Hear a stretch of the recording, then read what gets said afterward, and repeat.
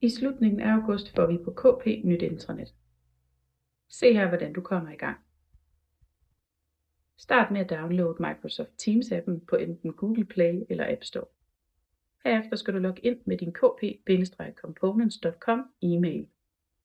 Hvis du ikke allerede har en e-mail, skal du spørge din leder. Han eller hun har nemlig dit password og mail.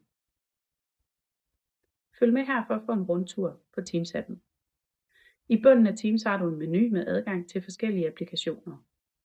Her kan du blandt andet finde chat til at komme i kontakt med specifikke kollegaer, intranettet med nyheder, links og blanketter, samt social wall, hvor alle medarbejdere kan lave et opslag.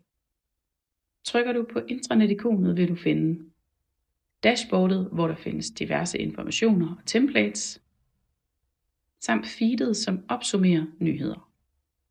Trykker du på social wall-ikonet, vil du se de communities, som er tilgængelige for dig, alt efter hvor du er ansat.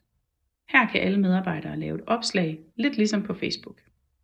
Det kunne fx være, at du har brug for at finde en kollega, der har tabt sine nøgler. Har du brug for hjælp til at installere appen og logge ind, er det vigtigt, at du går til din leder.